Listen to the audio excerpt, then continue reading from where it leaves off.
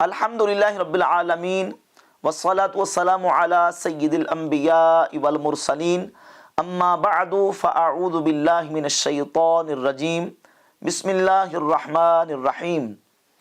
مرزا جہلمی نے خبیث جن کا دفاع کرنے کی ایک ناکام کوشش کی ہے، جس میں مرزا جہلمی کو بری طرح شکست کا سامنا کرنا پڑا ہے۔ مرزا نے ایک بیان دیا تھا جس میں مرزا جہلمی نے امام احمد رضا خاں محدث بریلی رحمۃ اللہ تعالی علیہ پر الزام لگایا کہ انہوں نے سلیمان علیہ السلام کے صحابی جن کی گستاخی کی ہے۔ وہ اس طرح کے سورۃ النمل کی آیت نمبر 39 میں قال عفریت من الجن، ان کلمات کا ترجمہ کیا ہے کہ خبیث جن نے کہا۔ دیکھیں مولانا احمد رضا بریلوی نے سلیمان علیہ السلام کے صحابی جن کی گستاخی کر دی، کیونکہ اس جن کو مولانا احمد رضا نے خبیث کہا۔ مرزا نے 2 دعوے کیے تھے اور مرزا جہلمی کو میں نے چیلنج کیا تھا کہ 2 دعوے تم نے کیے ہیں، قیامت کی صبح تک مرزا جہلمی کو چیلنج ہے۔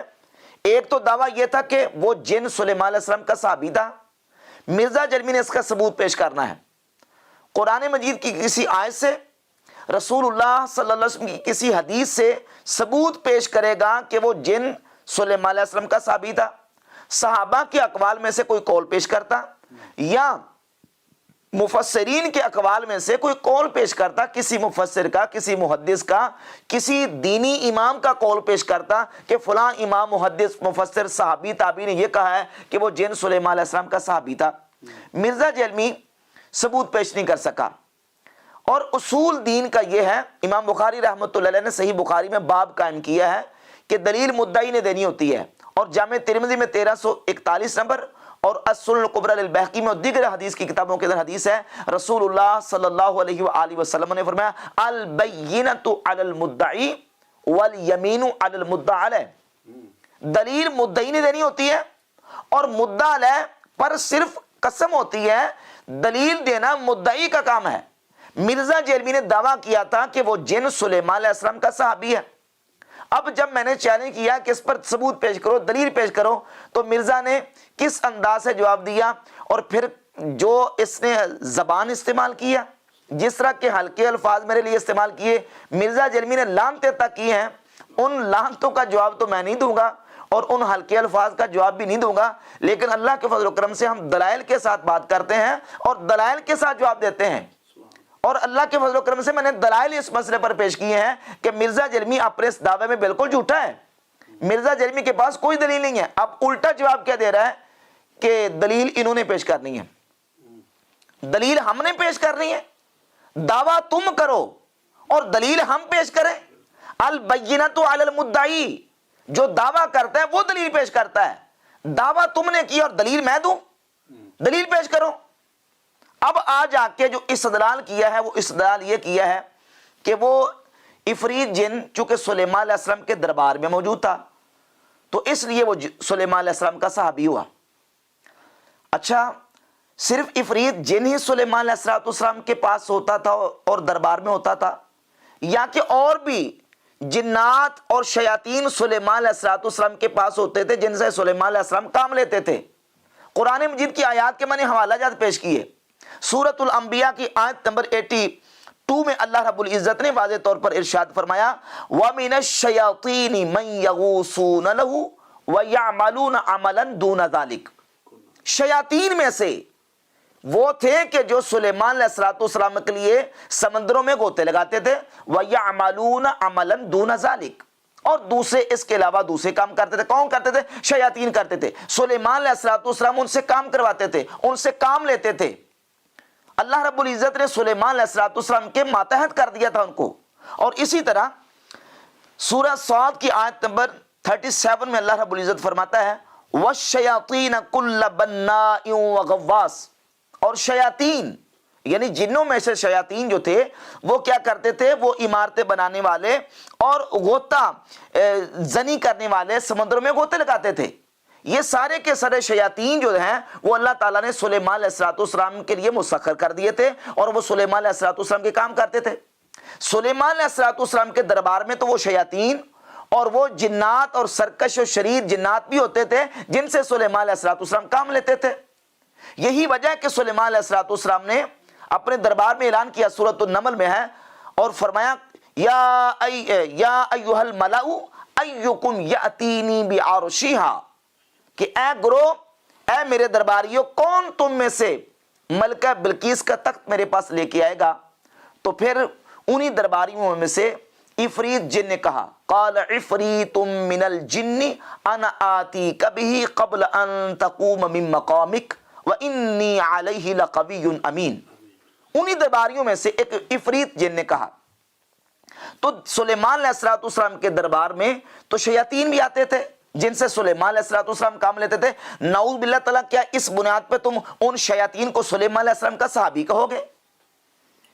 نہیں، ہرگز نہیں۔ صحابی کی ایک تعریف ہے مستقل، اس تعریف کے مطابق صحابیت جو ہے اس کو دیکھا جائے گا۔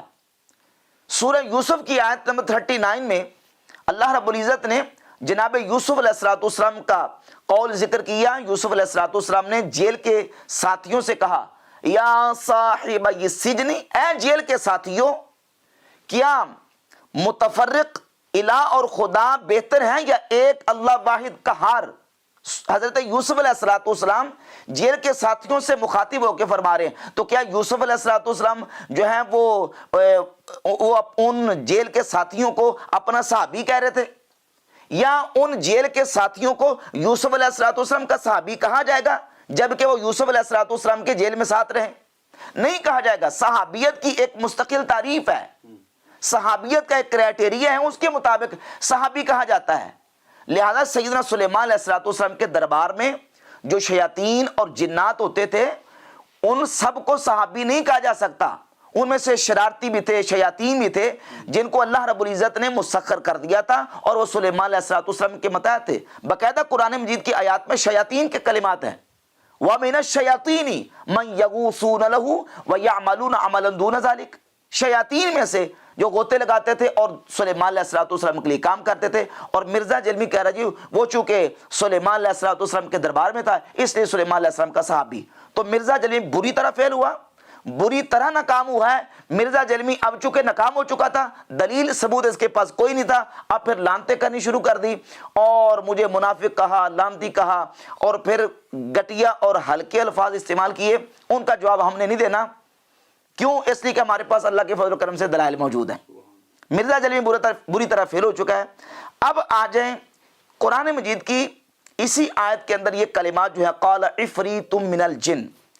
پہلے تو یہ کہتا تھا کہ دیکھیں اعلیٰ نے جو ترجمہ کیا ہے کہ خبیث جن نے کہا، خبیث تو خود عربی کا لفظ ہے، یعنی اس بات کا انکار کر رہا تھا کہ عفریت کا ترجمہ خبیث نہیں ہو سکتا۔ جب میں نے اس کو ثبوت پیش کیا اور صحیح بخاری کی 3423 نمبر حدیث کا ریفرنس پیش کیا کہ رسول اللہ صلی اللہ علیہ وآلہ وسلم نے خود فرمایا، ان عفریتا من الجن تفلت البارحۃ لیقطع علی صلاتی، حضور خود فرماتے ہیں کہ ایک عفریت جن شام کے وقت میرے پاس آیا تاکہ میری نماز توڑوا دے۔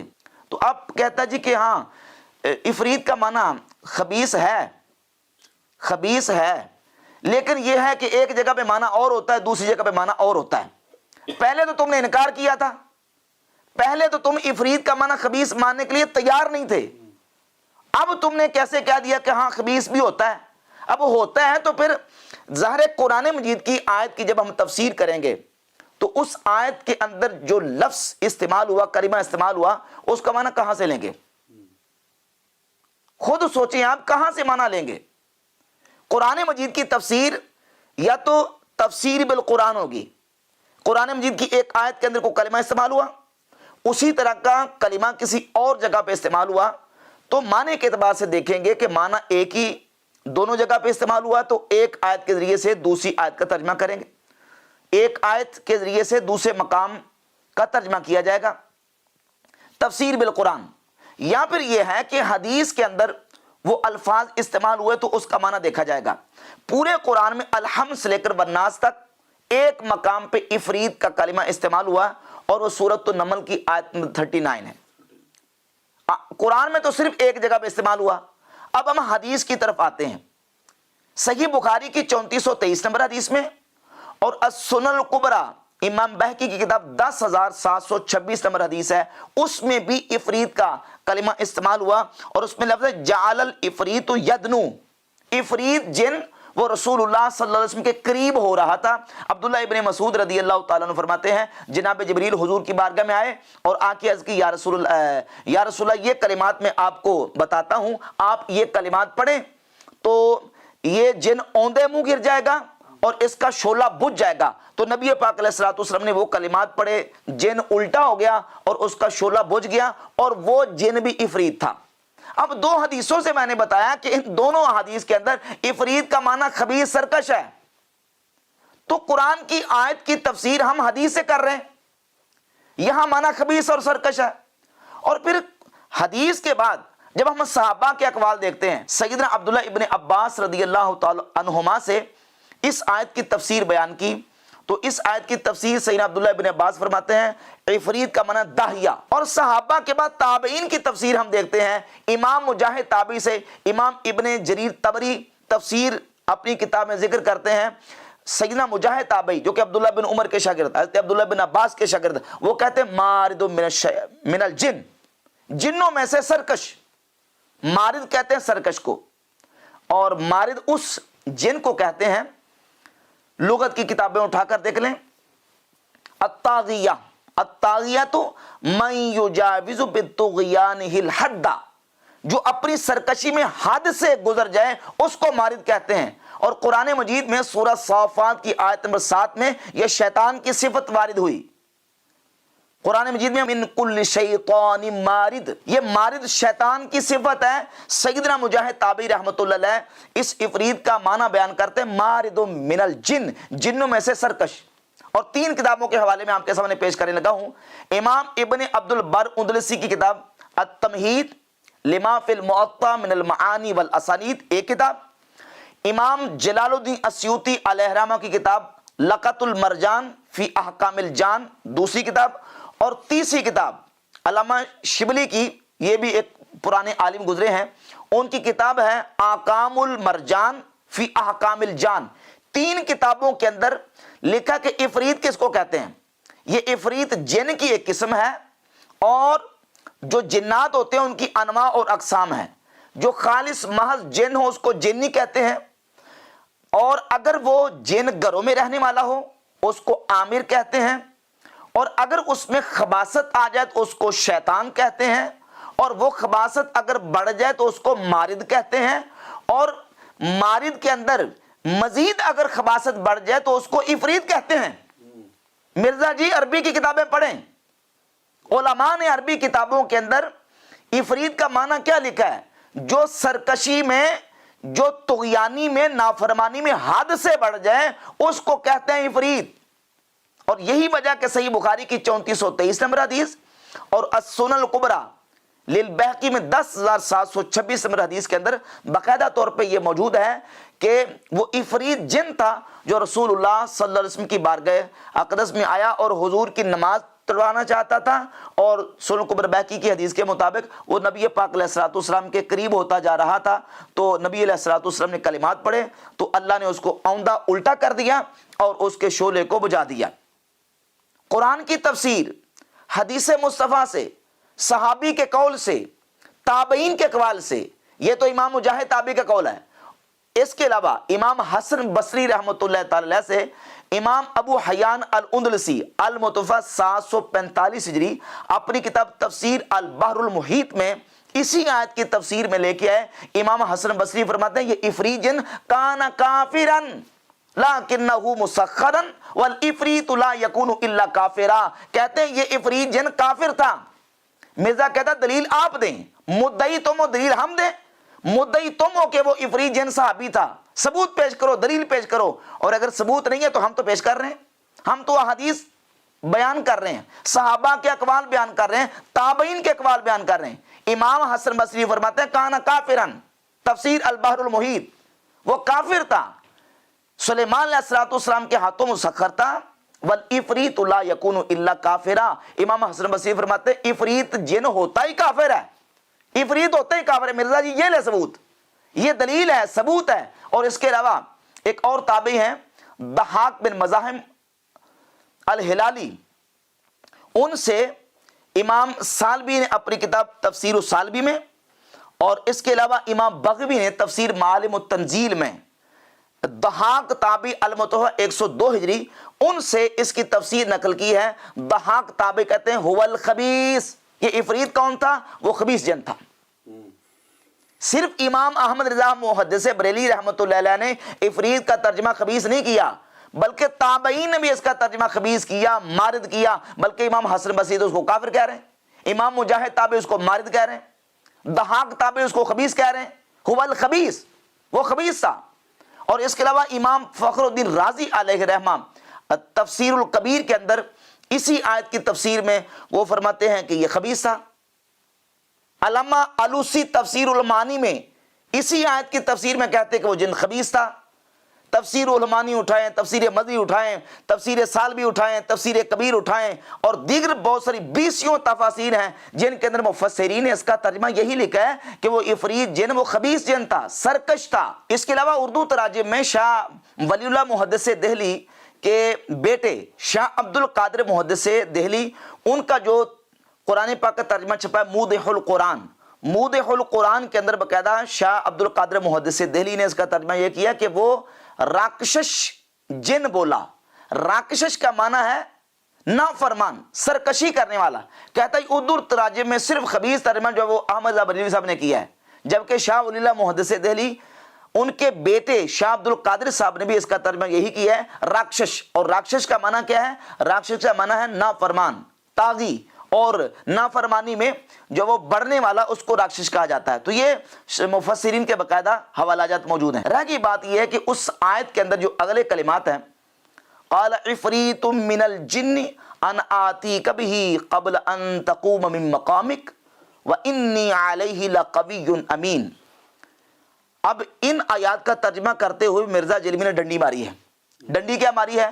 وانی علیہ لقوی امین کا ترجمہ مطلق نے اس نے کر دیا کہ میں قوی اور امین ہوں، حالانکہ اس میں علیہ کا ترجمہ چھوڑ گیا۔ علیہ میں ہی ضمیر وہ راجع ہے عرش کی طرف۔ معنی یہ ہے کہ اس جن نے یہ کہا تھا کہ میں اس ملکہ بلقیس کے تخت کو لانے میں طاقت رکھتا ہوں، علیہ میں اس تخت پر قادر ہوں، طاقت رکھتا ہوں، علیہ لقوی امین، طاقت بھی رکھتا ہوں اور امین ہوں، یعنی اس میں کوئی خیانت نہیں کروں گا۔ تو ظاہر ہے سلیمان علیہ السلام جن شیاطین سے، جن جنات سے کام کرواتے تھے وہ مسخر تھے، وہ سلیمان علیہ السلام کے متاع تھے، اور ان سے سلیمان علیہ السلام کام لیتے تھے۔ وہ سمندروں سے موتی نکال کے لاتے تھے، اور دیگر سلیمان علیہ السلام ان سے کام لیتے تھے، شیاطین سے کام لیتے تھے۔ سورۃ الانبیاء کی آیت نمبر 82 میں نے حوالہ دیا، سورہ صاد کی آیت نمبر 37 ہے، 38 ہے، سورہ سبا کی آیت نمبر 12، 14، یہ تمام آیات بتاتی ہیں کہ سلیمان علیہ السلام شیاطین سے کام لیتے تھے، اور وہ شرارتی جنات بھی سلیمان علیہ السلام کے متحد تھے، مسخر تھے، اور سلیمان علیہ السلام کو اللہ رب العزت نے ان پر قدرت عطا فرمائی تھی۔ یہ واضح دلائل موجود ہیں۔ اب ان دلائل کے ہوتے ہوئے بھی گالیوں سے کام نہیں چلے گا، لعنتوں سے کام نہیں چلے گا۔ مرزا جیلمی جتنی مرضی زبان درازی کرے، ہم نے دلائل کے ساتھ جواب دینا اللہ کے فضل و کرم سے۔ اس سے بالکل بات واضح ہوتی ہے کہ مرزا دلائل کی دنیا میں بری طرح فیل ہوا ہے، بری طرح ناکام ہوا ہے، اور مرزا جیلمی نے جو الزام امام احمد رضا خان محدث بریلی رحمۃ اللہ تعالی پر لگایا تھا، مرزا جیلمی اس میں بالکل جھوٹا ثابت ہوا ہے۔ نہ تو اس عفریت جن کو صحابی ثابت کر سکا، اور نہ ہی جو خبیث کا ترجمہ ہے اس کو گستاخی ثابت کر سکا ہے۔ میں نے دلائل سے ثابت کیا کہ تابعین نے اس کا عفریت کا ترجمہ خبیث کیا، مفسرین نے عفریت کا ترجمہ خبیث کیا، امام فخر الدین رازی اور دیگر مفسرین کے میں نے حوالہ جات پیش کیے ہیں، جو کہ بحمد اللہ تعالی جو نا وہ واضح مرزا جیلمی کی شکست کا واضح ثبوت ہیں۔